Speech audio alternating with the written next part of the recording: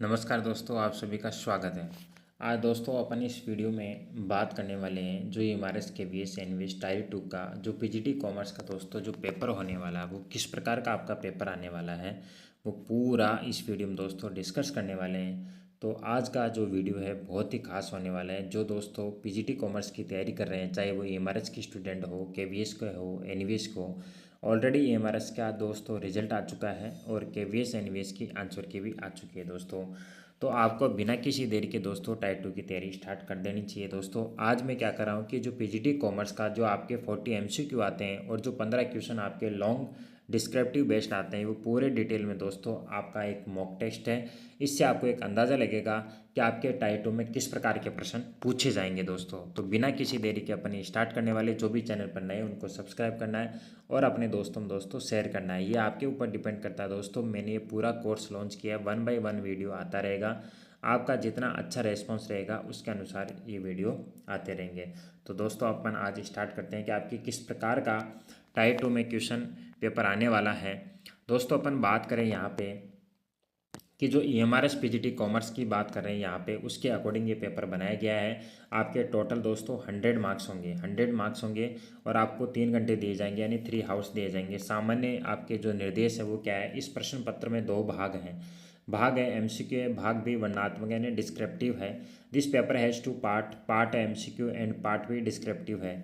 वस्तुनिष्ठ प्रश्नों एमसीक्यू के लिए 0.25 यानी 1/4 आपकी नेगेटिव मार्किंग भी रखी गई है दोस्तों। और जो नेगेटिव मार्किंग है वो दोस्तों ज़्यादातर आपके जो एमसीक्यू है उस पर ही एप्लीकेबल होगी। आपके डिस्क्रिप्टिव बेस में एप्लीकेबल होने के चांसेस बहुत कम है, क्योंकि दोस्तों ओनली आपके 15 क्वेश्चन ही है। वर्णनात्मक उत्तरों के लिए जो आपकी शब्द सीमा निर्धारित की गई वो 150 से 200 शब्द सीमा में आपको लिखना है। जो आपके जो 4 मार्क्स रिलेटेड जो क्वेश्चन आएगा उसमें आपको 150 से 200 शब्द दोस्तों आपको लिखने हैं। यह आपके सामने निर्देश है, इन चीज़ों का आपको ध्यान में रखना है दोस्तों। अब अपन बात करते हैं। अब दोस्तों आपको क्या करना है, एक एक क्वेश्चनों का आंसर भी देना है आपको। और आप सबके सामने ये स्क्रीन पर पहला क्वेश्चन आ गया दोस्तों। एमसीक्यू का जो फर्स्ट क्वेश्चन है वो आपके सामने है। पहला क्वेश्चन है दोस्तों, the going concept assumes that, यानी कि जो सतत जो कॉन्सेप्ट होती है आपकी अवधारणा ये मानती है। फर्स्ट ऑप्शन है कि व्यवसाय जल्द ही बंद हो जाएगा, कि business will close soon, business will continue for a long time, व्यवसाय लंबे समय तक चलता रहेगा। और जो थर्ड ऑप्शन है, assets are valued at market price, यानी संपत्तियों का मूल्यांकन बाजार मूल्य पर किया जाता है। और जो फोर्थ ऑप्शन है, all profit should be distributed, सभी लाभों को वितरित किया जाना चाहिए। तो दोस्तों आपको कौन सा करेक्ट आंसर लग रहा है, आप कमेंट में अपना आंसर जरूर बताएं दोस्तों। यहाँ पे दोस्तों एक एक क्वेश्चन आप स्क्रीन पर दिखाया जाएगा और आपके अनुसार क्या आंसर हो सकता है ये भी आपको बताना है। मैं थोड़ा सा वेट कर लूँगा। अब दोस्तों इसका जो आंसर होने वाला आप भी जानते हो कि गोइंग कॉन्सेंट का मतलब होता है कि व्यवसाय लंबे समय तक चलता रहना चाहिए। तो इसका जो आंसर है बी ऑप्शन इसका करेक्ट आंसर है। अब नेक्स्ट क्वेश्चन की बात करें दोस्तों,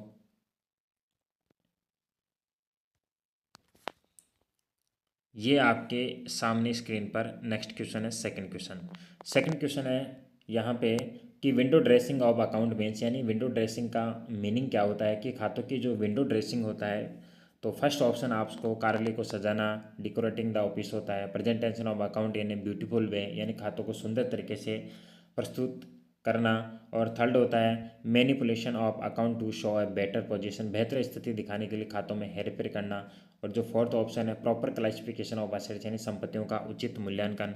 तो आपको इसमें से 4 ऑप्शन में से एक ऑप्शन आपको करेक्ट आंसर का जवाब देना है। तो यहाँ पे जो आंसर हो जाएगा, आप भी जानते हो कि खातों की जो विंडो ड्रेसिंग होती है इसका मतलब उनको हेर फेर करना। क्यों करना दोस्तों, बेहतर स्थिति दिखाने के लिए खातों में हेर फेर करते हैं, ये होता है विंडो ड्रेसिंग। तो इसका आंसर हो जाएगा यहाँ पे सी ऑप्शन, यहाँ पे करेक्ट आंसर है।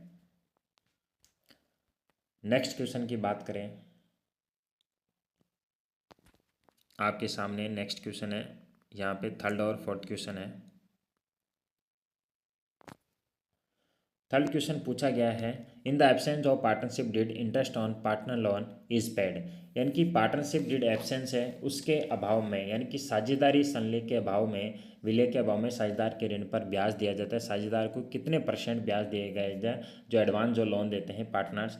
तो यहाँ पे जो फर्स्ट ऑप्शन है 6% पर एनम, सेकेंड है 10% पर एनम, थर्ड है 12% पर एनम और फोर्थ है नॉट इंटरेस्ट एंड कोई ब्याज नहीं दिया जाएगा। तो आप भी जानते हो कि साझेदारी संलेख के अभाव में जो पार्टनर्स लोन देते हैं उनको 6% पर एनम से ब्याज दिया जाता है, जबकि कैपिटल पर not allowed, interest on drawings पर नॉट अलाउड है, इंटरेस्ट ऑन कैपिटल पर नॉट अलाउड है। तो यहाँ पे जो आंसर होने वाला है सी का वो ऑप्शन करेक्ट आंसर है। फोर्थ क्वेश्चन है दोस्तों, सेक्रीफाइस रेशो का फॉर्मूला पूछा है यहाँ पे, यानी कि त्याग का अनुपात का फॉर्मूला पूछा गया है। तो त्याग का अनुपात का जो फॉर्मूला होता है, आप भी आपके पास ऑप्शन है नया अनुपात माइनस पुराना अपना अनुपात, यानी कि new ratio minus old ratio. B option है old ratio minus new ratio. C option है old ratio minus gain ratio यानी गेनिंग रेशो, और डी ऑप्शन है gaining ratio minus old ratio. तो यहाँ पे जो इसका जो करेक्ट आंसर बनने वाला है वो बनने वाला दोस्तों, सेक्रीफाइस रेशो का फॉर्मूला होता है old ratio minus new ratio होता है। Old ratio minus new ratio क्यों होता है कि जब भी कोई न्यू पार्टनर बिजनेस में एंटर करता है तो जो ओल्ड पार्टनर होते हैं उन्हें कुछ ना कुछ दोस्तों सेक्रीफाइस करना होता है। तो यहाँ पे जो ओल्ड रेशो होता है उनका ज़्यादा होता है, और अब जो उनका जो न्यू रेशो होने वाला है वो दोस्तों क्या होगा, कम होने वाला है। इसलिए old ratio minus new ratio इसका करेक्ट फॉर्मूला है। नेक्स्ट बात करें अपन नेक्स्ट क्वेश्चन की, ये आपके सामने नेक्स्ट क्वेश्चन दोस्तों 5 और 6 नंबर क्वेश्चन है, आंसर देने का प्रयास कीजिए। फिफ्थ क्वेश्चन है, जब शेयरों को जब्त किया जाता है व्हेन शेयर आर फॉरफिटेड, तो शेयर पूंजी खाते को डेबिट किया जाता है, share capital account is debited, यानी कि जब भी कोई शेयर है उसको जब्त किया जाता है तो शेयर कैपिटल अकाउंट को डेबिट किया जाता है। तो किस राशि से किया जाता है ये पूछा गया आपको। तो फर्स्ट ऑप्शन है पेड अप अमाउंट प्रदत्त राशि से, सेकेंड है फेस वैल्यू अंकित मूल्य से, थर्ड है कॉल्ड अप अमाउंट मांगी गई राशि से, और जो डी पॉइंट है मार्केट वैल्यू बाजार मूल्य से। तो यहाँ पे जो इसका जो आंसर होने वाला है वो सी ऑप्शन होने वाला है, यानी कि मांगी गई राशि से अपन क्या करते हैं यहाँ पे शेयर कैपिटल अकाउंट को क्या करते हैं डेबिट करते हैं। इसकी एंट्री होती है share capital account debit to जो भी ड्यू अमाउंट है calls in arrear account debit, यानी कि forfeiture share capital account debit to calls in arrear account credit, और टू होता है शेयर फॉरफिटेड, यानी कि जो ऑलरेडी यू रिसीव कर चुके हो। और कॉल्स इन एरियर में जैसे फर्स्ट कॉल ड्यू है तो आप फर्स्ट कॉल क्रेडिट करोगे, अलॉटमेंट ड्यू है तो अलॉटमेंट क्रेडिट करोगे। नेक्स्ट क्वेश्चन की अगर अपन बात करें यहाँ पे 6 नंबर जो क्वेश्चन है उसका आप आंसर देने का प्रयास करें। Securities premium can not be used for, प्रतिभूति जो प्रीमियम है का उपयोग किसके लिए नहीं किया जाता है। बोनस शेयर जारी करना, प्रारंभिक व्यय लिखना, लाभांश का वितरण, शेयरों की पुनः खरीद। तो यहाँ पे जो 6 नंबर है इसका जो आंसर होने वाला है वो लाभांश का वितरण नहीं कर सकते। जो सिक्योरिटीज प्रीमियम का उपयोग लाभांश के वितरण के लिए अपन नहीं कर सकते। यहाँ पे जो सी ऑप्शन है वो करेक्ट आंसर है। नेक्स्ट क्वेश्चन आपके सामने है 7 नंबर क्वेश्चन है। आज अपन पूरे 40 MCQ करने वाले, उसके बाद में 15 डिस्क्रिप्टिव भी करने वाले। फर्स्ट है क्वेश्चन है डिबेंचर रिप्रेजेंट, ऋण पत्र दर्शाते हैं, क्या दर्शाते हैं ऋण पत्र। आपके सामने 4 ऑप्शन है। पहला है कंपनी का स्वामित्व, सेकंड है कंपनी का दीर्घकालीन ऋण, और जो सी ऑप्शन है कंपनी का अल्पकालीन ऋण है, और जो डी ऑप्शन है सामान्य आरक्षित का हिस्सा, पार्ट ऑफ जनरल रिजर्व। तो यहाँ पे आंसर देने का प्रयास कीजिए। तो जो 7 नंबर का जो आंसर होने वाला है कि जो डिबेंचर होते हैं, जो ऋण पत्र होते हैं, ये दोस्तों कंपनी क्या होते हैं, दीर्घकालीन ऋण होते हैं, लॉन्ग टर्म होते हैं। तो लॉन्ग टर्म डेप्ट ऑफ द कंपनी। तो यहाँ पे अपना जो आंसर है बी ऑप्शन करेक्ट है। 8 ऑप्शन की बात करें अपन, 8 नंबर क्वेश्चन की बात करें, which ratio measures the firm's ability to meet its short term obligation. तो यहाँ पे जो 8 नंबर जो क्वेश्चन है उसका जो आंसर होने वाला है आपके पास ऑप्शन है सॉल्वेंसी रेशियो, करंट रेशियो है, इन्वेंट्री टर्नओवर रेशियो है, डेब्ट इक्विटी रेशियो है। इनमें से आपको आंसर देना है। तो जो 8 का जो आंसर होने वाला है, यानी कि कौन सा अनुपात फर्म की अपने अल्पकालीन दायित्व को पूरा करने की क्षमता को दर्शाता है। तो यहाँ पे होता है वो करंट रेशियो होता है दोस्तों, करंट रेशियो। अब नेक्स्ट अगले क्वेश्चन की बात करें अपन, यहाँ पे आपका 9 नंबर क्वेश्चन है। 9 नंबर क्वेश्चन की बात करें, गैर वित्तीय कंपनी द्वारा भुगतान किए गए लाभांश किस गतिविधि के तहत दिखाया जाता है, ऑपरेटिंग एक्टिविटी, इन्वेस्टिंग एक्टिविटी, या फाइनेंसिंग एक्टिविटी, या कैश इक्विवेलेंट। तो 4 ऑप्शन में से एक ऑप्शन आपको करेक्ट आंसर बताना है। तो dividend paid by a non financial company so under which activity. तो यहाँ पे जो आंसर बनने वाला है वो सी ऑप्शन है फाइनेंसिंग, सी ऑप्शन करेक्ट है। 10 नंबर क्वेश्चन है, मिलान सिद्धांत मैचिंग जो प्रिंसिपल है उसके लिए क्या क्या आवश्यक है। फर्स्ट ऑप्शन है संपत्तियां देनदारियों से मेल खाती हो, यानी कि assets match liabilities, expenses match revenue of the same period, वे उसी अवधि के राजस्व से मेल खाते हो। थर्ड ऑप्शन है कैपिटल मैचेस ड्राइंग्स पूंजी आहरण से मेल खाती हो। और फोर्थ ऑप्शन है ऑल ट्रांजेक्शन भी रिकॉर्डेड, सभी लेन देन रिकॉर्ड किए गए। तो जो यहाँ पे जो मिलान सिद्धांत है इसके लिए जो ऑप्शन हमारा जो करेक्ट होने वाला है वो बी ऑप्शन करेक्ट होने वाला है। Expenses match revenue of the same period, यानी कि वे उसी अवधि के राजस्व से मेल खाते हुए, यहाँ पे जो बी ऑप्शन है वो हमारे क्या हो जाएगा, करेक्ट हो जाएगा। नेक्स्ट देखते हैं बिना किसी देरी के। 11 नंबर क्वेश्चन आ गया। ये दोस्तों 11 नंबर जो क्वेश्चन आपका बिजनेस से रिलेटेड क्वेश्चन पूछा गया है और ये सेकंड पीयूसी यानी कि 12th क्लास की जो आपका फर्स्ट चैप्टर है वहीं से क्वेश्चन है। मैनेजमेंट इज कंसिडर, यानी कि प्रबंधक को क्या माना जाता है, आर्ट माना जाता है, साइंस माना जाता है, बहुत आर्ट एंड साइंस। तो आप भी जानते हो कि प्रबंधक को बहुत माना जाता है, आर्ट एंड साइंस बहुत माना जाता है। अब अपन नेक्स्ट की बात करें कि who is known as the father of scientific management, किसे वैज्ञानिक प्रबंध का जनक कहा जाता है। तो दोस्तों अगर आपको जनरल मैनेजमेंट पूछे, जनरल मैनेजमेंट ऑफ फादर पूछे, यानी कि सामान्य जो प्रबंधक का जनक होता है वो हेनरी फ्योल होता है, बट यहाँ पे हमें साइंटिफिक मैनेजमेंट ऑफ फादर पूछा है तो यहाँ पे F.W. टेलर हो जाएंगे। नेक्स्ट बात करें 13 नंबर क्वेश्चन की।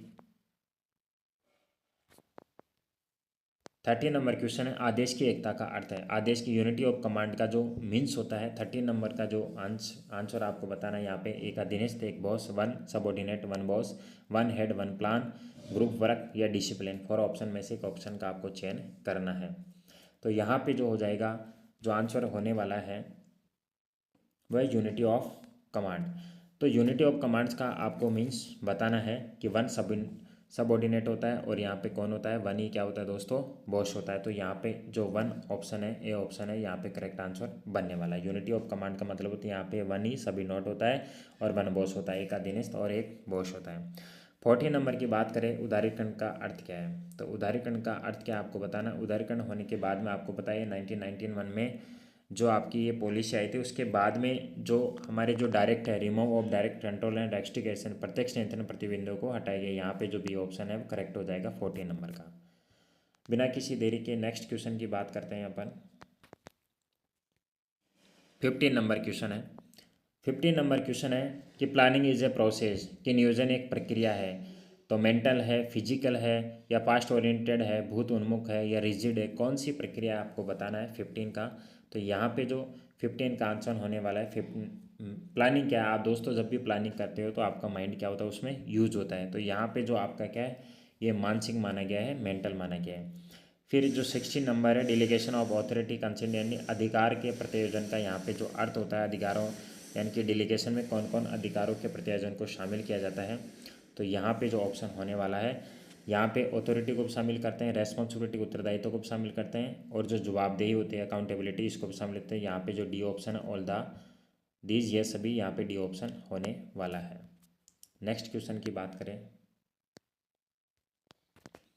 17 नंबर क्वेश्चन। दोस्तों देखो 17 नंबर जो क्वेश्चन है वो ये कह रहा है कि निम्नलिखित में से कौन भर्ती का बाहरी स्रोत है, यानी कि which of the following is an external source of recruitment. तो इसमें से हमें बताना है कि एक्सटर्नल सोर्स ऑफ रिक्रूटमेंट कौन कौन से हैं, ये हमें देख के बताना है। तो यहाँ पे आप देखो फर्स्ट है ट्रांसफ़र प्रमोशन, यानी कि स्थानांतरण और जो प्रमोशन होते हैं ये इंटरनली ही होते हैं। और कैंपस इंटरव्यू, जो कैंपस जो इंटरव्यू होता है दोस्तों ये क्या होता है, यहाँ पे जो कैंपस साक्षात्कार या डी, तो यहाँ पे जो कैंपस साक्षात्कार माना गया है ये किसको माना गया है, एक्सटर्नल सोर्स में आएगा। यहाँ पे सी ऑप्शन हो जाएगा यहाँ पे। फिर बात करते हैं primary goal of financial management, वित्तीय प्रबंधन का जो प्राथमिक लक्ष्य होता है वो क्या होता है, ये आपको यहाँ पे बताना है। तो हमेशा ध्यान रखना जो प्राथमिक जो लक्ष्य होता है वो वेल्थ मैक्सिमाइजेशन होता है, धन का अधिकतम करण होता है। यहाँ पे जो हमारा आंसर हो जाएगा बी ऑप्शन करेक्ट आंसर है। नेक्स्ट क्वेश्चन की बात करें, नेक्स्ट क्वेश्चन पूछा गया है कि सेबी की स्थापना किस वर्ष हुई है। तो ये आपको बताना है कि सेबी की जो स्थापना है वो किस वर्ष हुई है। तो ये क्वेश्चन तो बिल्कुल सिंपल, आप भी जानते हो कि 1988 में सेबी की स्थापना हुई। यहाँ पे ए ऑप्शन करेक्ट आंसर है। फिर नेक्स्ट 20 क्वेश्चन की बात करें कि मुद्रा बाजार जो मनी मार्केट लेन देन करता है, तो फर्स्ट ऑप्शन है लॉन्ग टर्म फंड है, सेकंड है शॉर्ट टर्म फंड है, थर्ड है फिक्स्ड एसेट्स है, फोर्थ है नॉन कोई नहीं। तो यहाँ पे जो 20 का जो आंसर बनने वाला है वो है कि जो मनी मार्केट होता है, जो मुद्रा बाजार है, ये अल्पकालीन कोष है, शॉर्ट टर्म फंड है। कौन सा बी ऑप्शन यहाँ पे करेक्ट आंसर बनने वाला है। फिर यहाँ 21 नंबर क्वेश्चन की बात करते हैं, 21 क्वेश्चन की बात करते हैं कि मार्केटिंग मिक्स का कौन सा तत्व है कम्युनिकेशन से संबंधित है। प्रोडक्ट है, प्राइस है, प्रमोशन है, प्लेस है, कौन सा है, तो आपको यहाँ पे बताना है। तो यहाँ पे दोस्तों आप बात करेंगे कि आपका जो प्रोडक्ट है, प्राइस है, प्लेस है, प्रमोशन, यहाँ पे 4 पॉइंट दिए हुए, इनमें से आपको एक ऑप्शन चूज करना है जो मार्केटिंग मिक्स का कौन सा तत्व है कम्युनिकेशन से संबंधित है। तो जो कम्युनिकेशन से जो संबंधित है वो यहाँ पे है सी ऑप्शन प्रमोशन। 14 नंबर की बात करें यहाँ पे, अब देखो 22 नंबर जो आपका जो क्वेश्चन है वो देखिए आप यहाँ पे, उपभोक्ता शिकायतों के लिए त्रिस्तरीय मंत्र में शामिल है, यानी कि त्रिस्तरीय तंत्र होता है दोस्तों। यानी कि आप कोई भी उपभोक्ता की शिकायत करते हो तो एक तो आप जिला स्तर पर कर सकते हो, एक आप क्या कर सकते हो राज्य स्तर पर कर सकते हो, एक आप राष्ट्रीय स्तर पर कर सकते हो। तो यहाँ पे अपना जो पहला ऑप्शन है यही करेक्ट है, डिस्ट्रिक्ट लेवल पे, स्टेट लेवल पे और नेशनल लेवल पे कर सकते हो यहाँ पे। फिर बात करें अपन 23 की, किस दस्तावेज को कंपनी का चार्टर कहा जाता है, तो आप भी जानते हो मेमोरेंडम ऑफ एसोसिएशन, यही होता है कंपनी का जो चार्टर है, मेमोरेंडम एमओए। तो यहाँ पे जो बी ऑप्शन है वो करेक्ट है।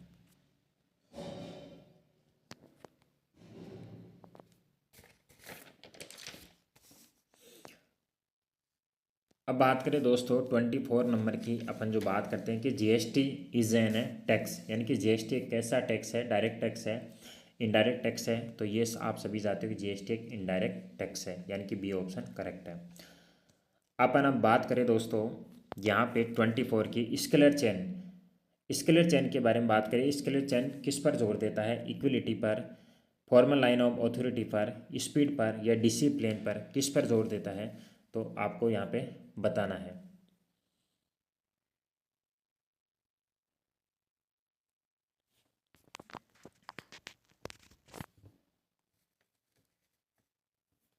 तो यहाँ पे दोस्तों जो स्केलर चेन होता है वो फॉर्मल लाइन ऑफ अथॉरिटी, अधिकार की जो औपचारिक रेखा होता है उस पर क्या देता है, ये ध्यान देता है। यहाँ पे बी ऑप्शन करेक्ट होने वाला है। फिर 25 क्वेश्चन नंबर की बात करें यहाँ पे दोस्तों, पूंजीगत बजटिंग किससे संबंधित है, पूंजी जो कैपिटल बजटिंग है वो किससे संबंधित है, करंट एसेट से, फिक्स्ड एसेट से, शॉर्ट टर्म डेब्ट से या इन्वेंट्री से, किससे संबंधित है, ये आपको बताना है यहाँ पे।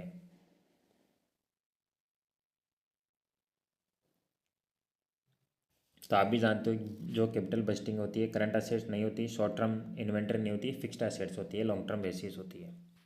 तो यहाँ पे बी ऑप्शन यहाँ पे करेक्ट आंसर हो जाएगा। फिर बात करते हैं अपन 16 नंबर की, नेक्स्ट क्वेश्चन की बात करें 27 नंबर जो क्वेश्चन है उसकी अपन यहाँ पे बात करते हैं कि rule of thumb in management should be replaced by, प्रबंध में अंगूठे के नियम, रूल ऑफ थंब को किसके द्वारा प्रतिस्थापित किया जा सकता है, तो ये अपन को बताना है। एक्सपीरियंस से, साइंस से, ट्रेडिशनल मेथड से या luck stopping is a part of, किससे किया जा सकता है। तो यहाँ पे जो अपना किया जा सकता है, जो साइंस वाला जो बी पार्ट है, बी ऑप्शन है, ये हमारा करेक्ट है, क्योंकि यह साइंटिफिक ऑफ जो मैनेजमेंट है उसमें ये नियम दिया हुआ है, जो एफडब्ल्यू टेलर ने दिया था यहाँ पे, principle of scientific of management में। यहाँ पे 28 नंबर क्वेश्चन की बात करें, नियुक्तिकरण किसका हिस्सा है, स्टाफिंग किसका हिस्सा है, ये आपको बताना है। तो स्टाफिंग मार्केटिंग का हिस्सा है, फाइनेंशियल मैनेजमेंट का हिस्सा है, ह्यूमन रिसोर्सेज मैनेजमेंट का है या प्लानिंग है, किसका हिस्सा है, तो ये अपन को बताना है। तो जो स्टाफिंग होता है ह्यूमन रिसोर्सेज मैनेजमेंट का क्या होता है, ये हिस्सा माना जाता है। यहाँ पे सी ऑप्शन करेक्ट होगा। निम्नलिखित में से कौन नेतृत्व की शैली नहीं है, यानी कि लीडरशिप की स्टाइल कौन सी नहीं है, बहुत फेवरेट क्वेश्चन है ये। यहाँ पे सेकंड पीयूसी यानी कि 12th क्लास में बहुत बार पूछा जाता है ये। यानी कि 29 जो नंबर है वो यहाँ पे होगा। देखो ऑटोक्रेटिक है, डेमोक्रेटिक है, ये लेसिस फेयर भी है, लेकिन ये प्लानिंग नहीं है। प्लानिंग क्या है, यहाँ पे फंक्शन ऑफ मैनेजमेंट है। तो यहाँ पे जो डी ऑप्शन है ये करेक्ट आंसर बन जाएगा यहाँ पे। नेक्स्ट बात करें 30 नंबर क्वेश्चन की कि ग्रेप वाइन कम्युनिकेशन है, तो ग्रेप वाइन जो संचार है वो किससे संबंधित है? फॉर्मल, इनफॉर्मल, रिटन या वर्टिकल, किससे संबंधित है? तो ये दोस्तों जो आपका जो ग्रेप वाइन होता है ये इनफॉर्मल कम्युनिकेशन होता है। एक निजी कंपनी में सदस्यों की अधिकतम संख्या कितनी होती है? एक प्राइवेट कंपनी की बात करें, एक प्राइवेट कंपनी में जो सदस्यों की जो संख्या है मैक्सिमम कितनी मानी गई है? 50, 100, 200, अनलिमिटेड, ये आपको बताना है।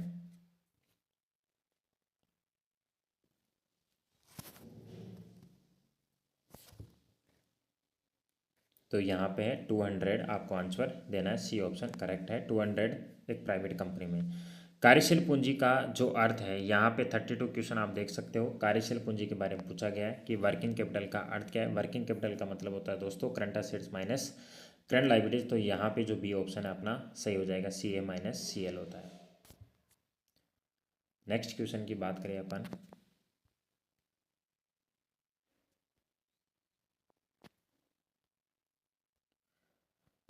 यहाँ पे दोस्तों ध्यान दो, एनएससी में निपटान जो चक्र होता है, सेटलमेंट साइकिल होता है, उसमें से जो ऑप्शन दिए हुए हैं T+5, सेकंड है T+2, थर्ड है T+1 और जो डी ऑप्शन है T+7। तो हमारा जो कौन सा आंसर बनने वाला है यहाँ पे T+1 वाला बनने वाला, सी ऑप्शन यहाँ पे करेक्ट आंसर है। फिर बात करें ऑडिटिंग इज कंपलसरी फॉर, अंकेक्षण किसके लिए अनिवार्य है?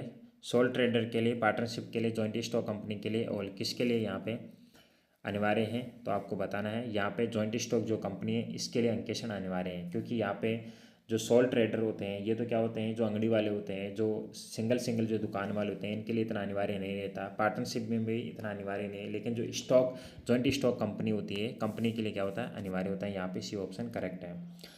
35 क्वेश्चन नंबर है, व्यावसायिक संगठन का सबसे सरलतम रूप है।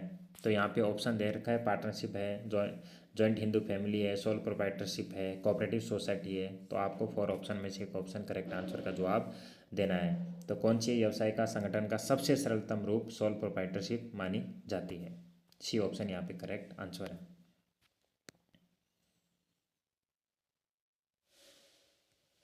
नेक्स्ट क्वेश्चन की बात करें, 36 नंबर जो क्वेश्चन है वो आप देखिए स्क्रीन पर।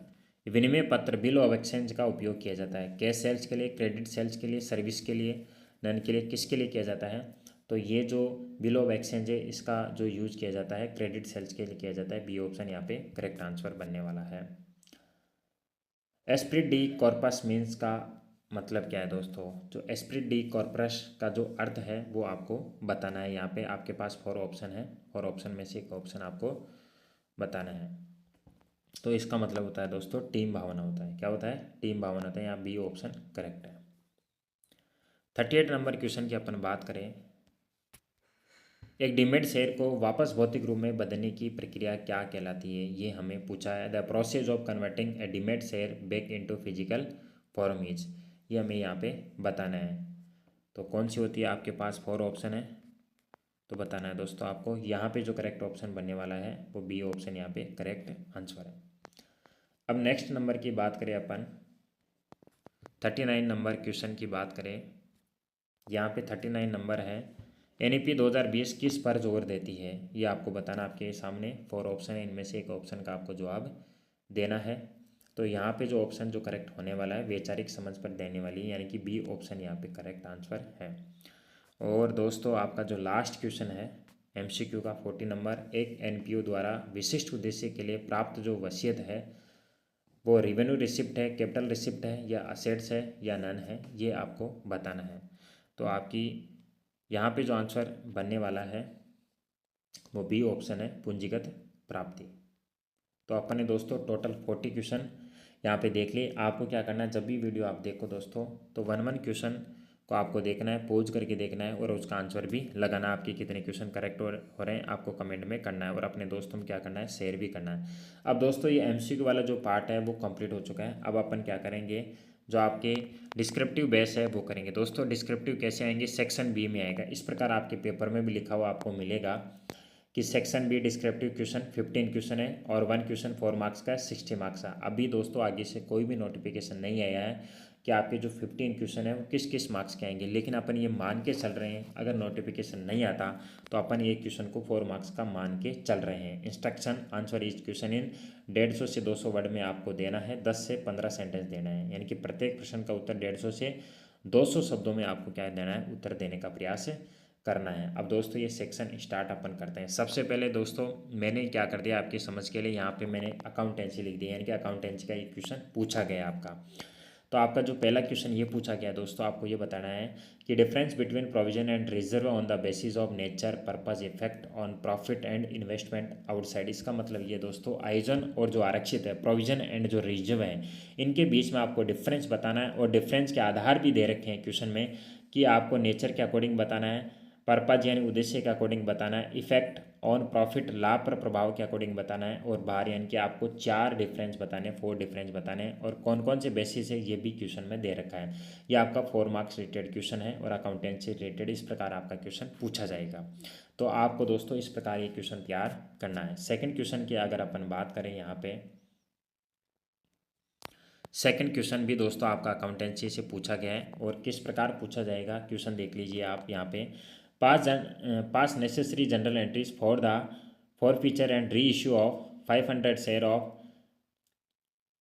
₹10 each fully called up for non-payment of final call of ₹3. These share वर री इशूड एट 8 पर शेयर एज फुली पेड। यानी कि इसमें दे रखा है कि 10 रुपये वाले 500 जो शेयर है पुनर्याचित की जब्ती और पुनर्निर्माण के लिए जनरल प्रविष्टा करें, जिन पर 3 रुपये के अंतिम कॉल का भुगतान नहीं किया गया था, इन शेयरों को 8 रुपये प्रति शेयर के हिसाब से पुनर्भुगतान के रूप में फिर से जारी किया गया। दोस्तों कहने का मतलब है, यानी कि जो आपकी जो फाइनल कॉल थी वो 3 रुपये की, उसका पेमेंट नहीं किया गया था, और वो टोटल 500 शेयर थे, वो वापस जब्त कर लिए गए, और उनको किसी और को वो शेयर री इशू कर दिए गए 8 रुपये पर प्राइस में। तो आपको यहाँ पे क्या करना है, जनरल एंट्री देनी है। तो यहाँ पे आपको जनरल एंट्रीज लिखनी है दोस्तों। तो सबसे पहले आपकी जो जनरल एंट्री किस प्रकार होगी, तो सबसे पहले तो आप जब्त करने की एंट्री लिखोगे। यहाँ पे कैसे लिखोगे आप एंट्री जब्त करने की, तो जब्त करने की जो एंट्री होती है दोस्तों, यहाँ पे होती है शेयर कैपिटल अकाउंट डेबिट। यानी कि शेयर कैपिटल अकाउंट यहाँ पे आप क्या करोगे, डेबिट करोगे। शेयर कैपिटल अकाउंट डेबिट करोगे, कितने से करोगे आप, 500 × 10, यानी कि 5000 से आप क्या कर दोगे, शेयर कैपिटल अकाउंट को डेबिट कर दोगे।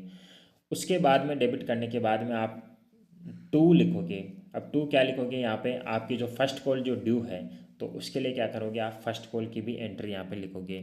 2 फर्स्ट कॉल लिखोगे आप। 2 फर्स्ट कॉल कितने से, 3 रुपये से, तो आप 500 × 3 करोगे, 1500 की आपकी क्या हो जाएगी। फिर 2 शेयर फॉरपेड लिखोगे, उसमें दोस्तों 500 × आपको 7 करना पड़ेगा, यानी कि आपने कितना प्राप्त कर लिया, तो 3500 से वो एंट्री हो जाएगी। फिर आप क्या करोगे, री इशू भी कर रहे हो, तो री इशू करने की जो एंट्री होती है यहाँ पे मैं आपको बताऊँ, री इशू करने की एंट्री होती है बैंक अकाउंट डेबिट।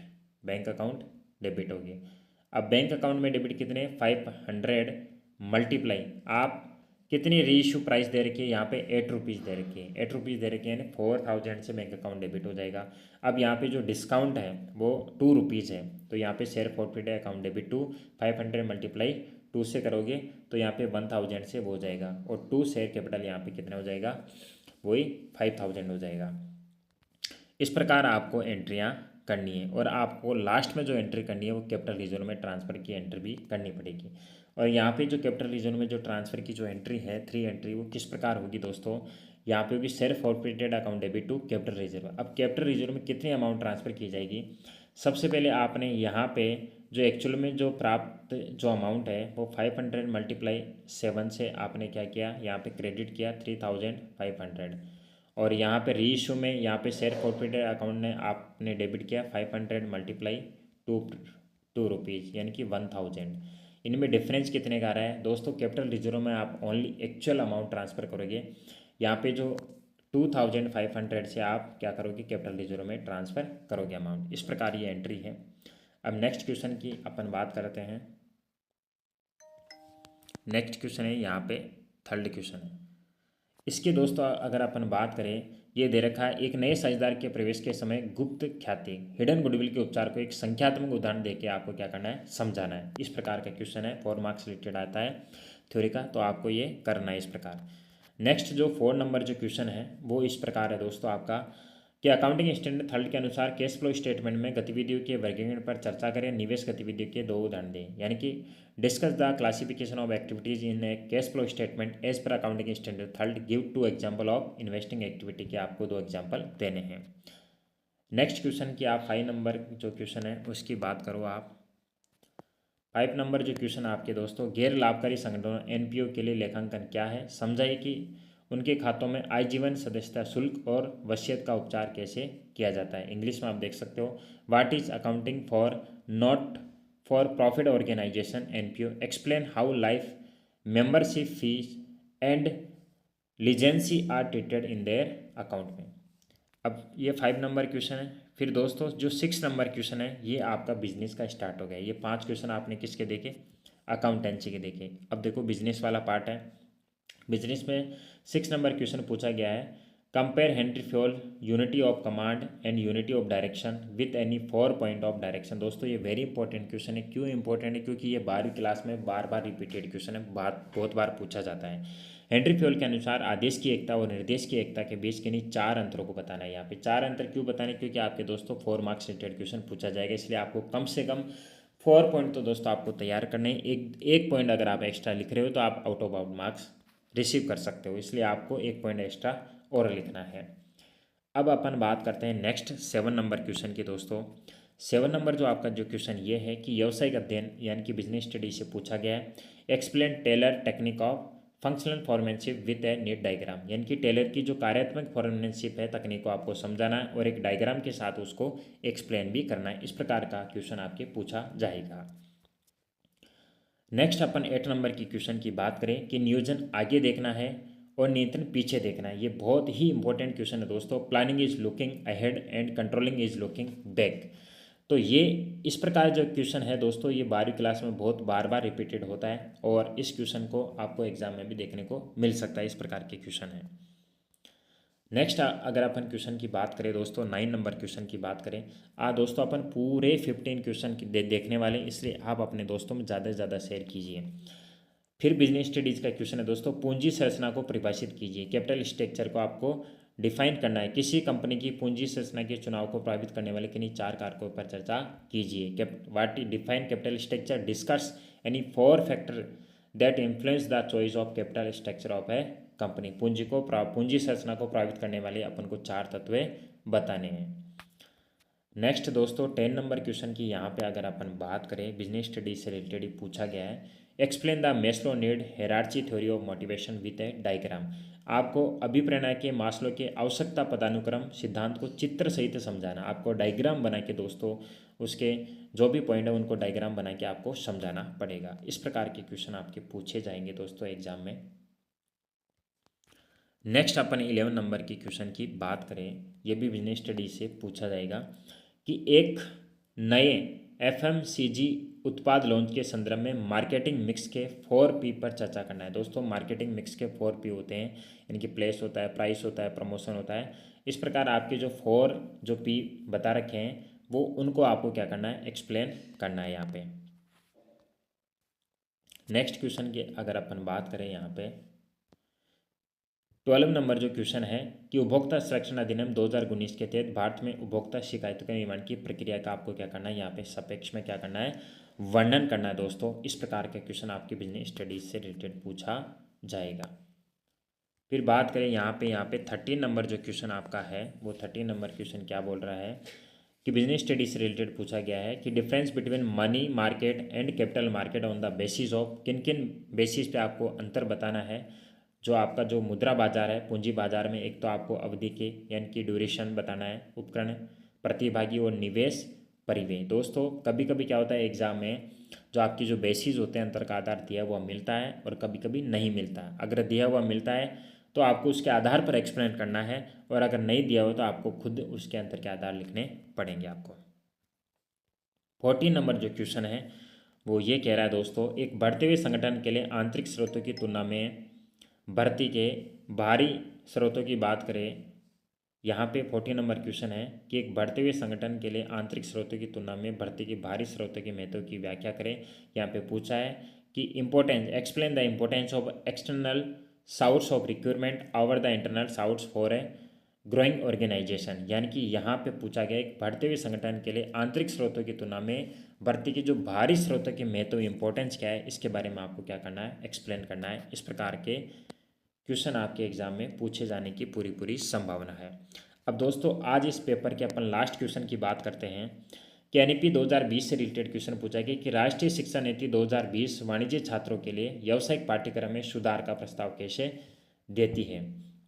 क्वेश्चन है दोस्तों, how does the national education policy 2020 propose to reform the vocational curriculum for commerce student के लिए पूछा गया यहाँ पे कि राष्ट्रीय शिक्षा नीति 2020 वाणिज्य छात्रों के लिए व्यावसायिक पाठ्यक्रम में सुधार का प्रस्ताव कैसे देती है। ये दोस्तों अपन ने कंप्लीट 15 क्वेश्चन यहाँ पे देखने का प्रयास किया है। इस प्रकार आपके टाइप 2 में पूछे जाएंगे। आप सभी कंफ्यूज हो रहे थे कि किस प्रकार के क्वेश्चन पूछे जाते हैं। दोस्तों मैंने काफ़ी मेहनत के बाद में ये क्वेश्चन बनाए हैं। दोस्तों आप सभी अपने दोस्तों में क्या करना, आपको ज़्यादा से ज़्यादा शेयर करना। आप ज़्यादा से ज़्यादा स्टूडेंट जुड़ोगे तो ऐसे ही मॉक टेस्ट में बार बार लाता रहूँगा। और मैंने कम्प्लीटली कोर्स लॉन्च कर दिया है। जैसे ही आप स्टूडेंट का फीडबैक ज़्यादा से ज़्यादा आएगा, मैं डेली आप इस पर क्लास वो भी फ्री ऑफ कॉस्ट डाल दूंगा। दोस्तों एडवाइस क्या है दोस्तों, आपको ये ध्यान रखना है जब भी आप क्वेश्चन हल करो कि अकाउंटेंस में न्यूमेरिकल जो ऑलवेज शो वर्किंग नोट्स, आपको एक वर्किंग नोट भी शो करना है। जब भी आप न्यूमेरिकल हल कर रहे हो तो उसका क्या करना है, हमेशा वर्किंग नोट भी दिखाए। इसमें स्टेप मार्क्स मिलते हैं आपको। जब भी आप बिजनेस स्टडीज़ के क्वेश्चन हल कर रहे हो, आपको बुलेट पॉइंट का उपयोग करना है। प्रमुख व्यावसायिक शब्दों को रेखांकित भी करना है। दोस्तों जैसे आप जो डिस्क्रिप्टिव की मैं बात बताऊँ, आप अच्छी तरीके से प्रेजेंटेशन नहीं करेंगे तो आपको आउट मार्क्स नहीं मिलेंगे। जब आप अकाउंटेंसी कोई प्रॉब्लम हल कर रहे हो, स्टेप बाय स्टेप हल करो। वर्किंग नोट भी आपको शो करना है। जब आप बिजनेस का क्वेश्चन हल कर रहे हो, सबसे पहले डेफिनेशन लिखनी है आपको, मेन बॉडी लिखना है, कॉन्क्लूजन लिखना है, और जो भी पॉइंट है उनको अंडरलाइन भी आपको करना है। इस प्रकार दोस्तों मैंने पूरा जो आपका जो पेपर है टाइप 2 का ईएमआरएस और जो केवीएस एनवीएस है उसके आधार पर मैंने पूरा सिलेबस का अकॉर्डिंग दोस्तों ये पेपर तैयार किया गया है।